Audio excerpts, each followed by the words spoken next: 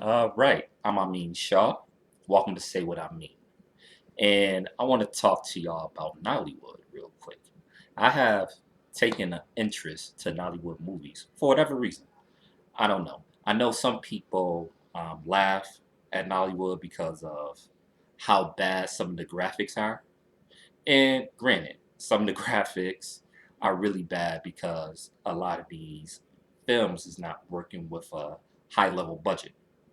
But to be fair, not all Hollywood movies are good either. So I've been giving Nollywood movies a chance, and yes, I have seen a lot of garbage, but I have watched some good Nollywood movies too, and I'm starting to learn which ones to just throw in the bushes and which ones to give the time of day. There's one particular movie that I just watched on Netflix that I think y'all should check out. It's called Fourth Republic. And I'm going to give a non-spoiler review of Fourth Republic. But before I do that, please subscribe to the channel if you haven't. Share the video if you like the content. Like it. Click that notification bell so you know when I'm dropping a new video. Definitely trying to grow the station. And I thank y'all for y'all support. Now, what did I like and what I didn't like about Fourth Republic? Well, let's start off with the positives. First of all, it was about politics. Y'all know me. I love politics and political content. The majority of my station is about politics, although I do mix in hip hop, battle rap, movie reviews. But if you know me, everything I do is kind of centered around social and political issues. So that's why this movie caught my attention right away. One of the things that I noticed about this movie, which and I appreciate it. A lot of the characters wasn't straight up good or straight up bad. It was a lot of gray area characters. And again, this is not going to be a spoilers. So there was a lot of multi-dimensional characters. It wasn't. You had a few people that was just straight up bad, and then you had another character that was portrayed as um, a really good guy. But it was a lot of characters that I don't know if you want to classify them good or bad. And I appreciate that because I think that's how most human beings are. I believe most human beings have good sides to them and bad sides to them. Now, some of us have more in one area than the other, but human beings in general are complicated, so sometimes it gets tiresome of the constant good versus evil, black versus white, because in reality, I feel like most people fall somewhere in the middle of that, depending on the issue. And also, everybody have different morals. So your morals might not necessarily match my morals and vice versa. So I always appreciate characters that display this. So that's what I liked about it. This whole film took place in the confluent states in Nigeria. So if I pronounce some of these areas wrong, so, forgive me, I'm not Nigerian, but so work with me.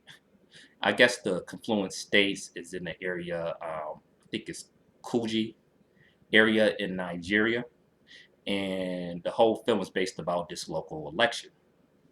And what I appreciated, I think it was centered in reality because you always see in the news about how corrupt these elections are.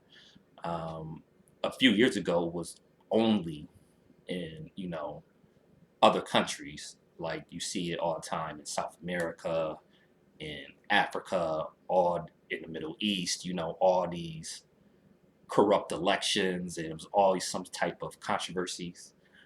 But Americans, we can't even talk too much now because our election system is a joke. Um, we learned that from 2016, but it should be even before that. I mean, we had a history of a segment of the population that couldn't vote. I mean, the black men couldn't vote in the US until after the Civil War, and even after we got the right to vote, we couldn't. I mean, they did everything they could to stop us from voting. There was the grandfather clause. You had poll taxes. You had literacy tests, and literacy tests wasn't just about can you read. They would ask you crazy stuff like can you recite the entire Constitution. Basically, they did everything in their power for black men not to be able to vote, and women couldn't vote for a good portion of this country history. Actually, I believe the majority of this country history, women couldn't vote. So we had a lot of problems in the past, and still have a lot of problems with our voting system. I mean, DC, right? A city that have the population of some states and actually have more of a population as some of the smaller states. I mean, they wasn't able to vote till like the 60s. You know, talk about taxation without representation. They still don't have, um, you know, congressional representation. I mean, you saw what happened in the 2016 election, all this controversy around that, about Russia, but I don't even want to talk about that.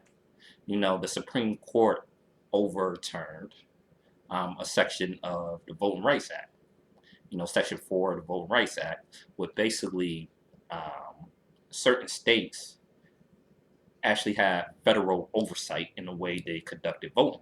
And since they overturned that, you see these states coming up with all sorts of ways to stop us from voting. They have these voter ID laws. They purging people from voter rolls, and they just doing so much corrupt stuff. A perfect example is 2018 election in Georgia.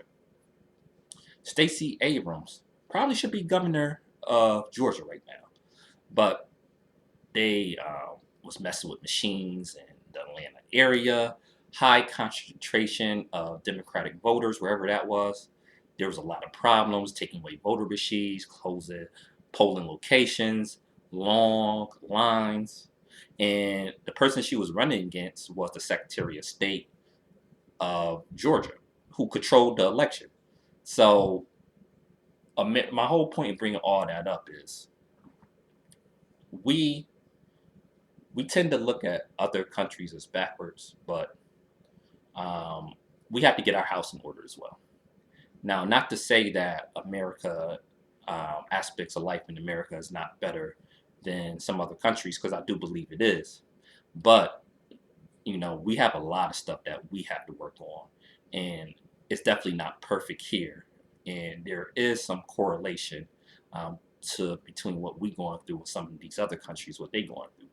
Um, you have other countries in the U.S., prime example, have interfered constantly in other countries' elections. But when it happens to us, it's the biggest crime ever. You know what I'm saying? So, but we all know how hypocrisy work. You know. So anyway, I know I could get in these little tangents, so bear with me. If you still here, thank you. Now back to the movie. I just appreciate them showing this real life situation. So something happens early in the movie. It's not much of a spoiler, but I'm not going basically spell it out. But something serious happened that allows a candidate to contest the election, and you have this one candidate, um, Idris Sani. Um, Seemed like a very corrupt individual. You get that right away. And he was going against Marbo King, who seemed like she was trying to do things the right way. And the whole premise of this movie, it seems like, okay, can you actually win and succeed and create change in the system they had there and follow the rules and not be corrupt? So they was asking Marble King to do certain stuff, and she was resisting. But what I liked about it is, okay, can she actually succeed by following this moral code that she has? Or would she have to, get down and dirty like the rest of them in order to get something accomplished? And if she does do that, is she ultimately going to be any different? So it was to me, it was a compelling story, and I loved it. Right. So what did I didn't like about the movie? Okay, there was some shooting scenes, and there was no blood. So somebody would get shot. I was like, shouldn't they be bleeding? So that just goes back to, some of the budget issues. But, to me, it wasn't that big of a deal. At times, because I am an American, um, some of the accents, it was hard for me to understand certain portions. Now, it wasn't the majority of the movie, but some actors had thicker accents than others.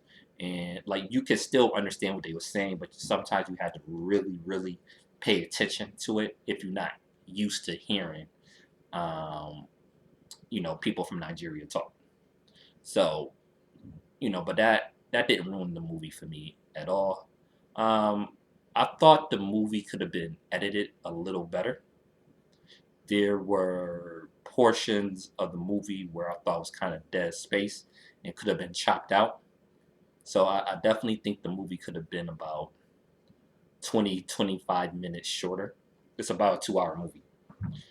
So I think the editing definitely could have been better. But overall, good story and worth checking out. So it's called Fourth Republic. It's on Netflix right now. Just, put it in. And, once you watch it, let me know what y'all thought about it. Come back to this video, comment, and yeah, I'll respond to the comments. So yeah, let's get a conversation going.